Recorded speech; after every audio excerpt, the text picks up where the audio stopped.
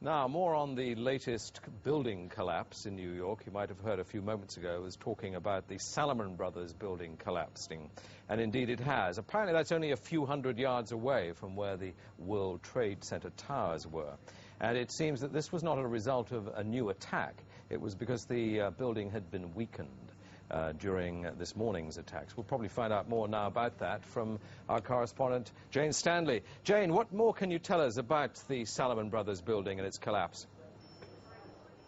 Well, only really what you already know. Details are very, very sketchy. There's almost a sense downtown in New York behind me, down by the World Trade Centers, of just an area completely closed off as the rescue workers try to do their job. But this isn't the first building that has suffered as a result. We know that part of the Marriott Hotel next to the World Trade Center also collapsed as a result of this huge amount of falling debris from 110 floors of the two twin towers of the World Trade Center. As you can see behind me, the Trade Center appears to be still burning. We see these huge clouds of smoke and ash, and we know that behind that there's an empty piece of what was a very familiar New York skyline, a symbol of the financial prosperity of this city, but completely disappeared now, and New York is still unable to take on board what has happened to them today. Presumably there were very few people in the Salomon building when it collapsed. I mean, there were, I suppose, fears of possible further collapses around the area.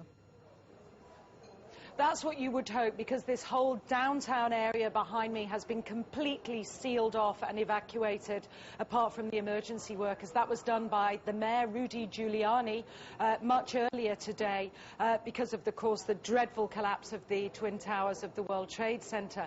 But New York, very much a city still in chaos. The phones are not working properly, the subway lines are not working properly.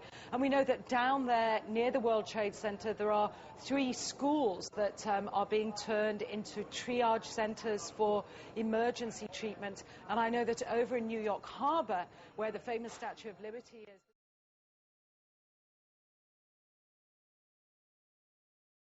Jane, I think many of us, when we heard the news, perhaps on the radio earlier today, were completely flabbergasted by it and just couldn't comprehend it. I mean, it almost sounded too far-fetched.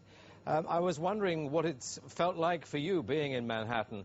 Well, unfortunately, I think we've lost the line with Jane Stanley in Manhattan. Perhaps we can rejoin her and follow that up later.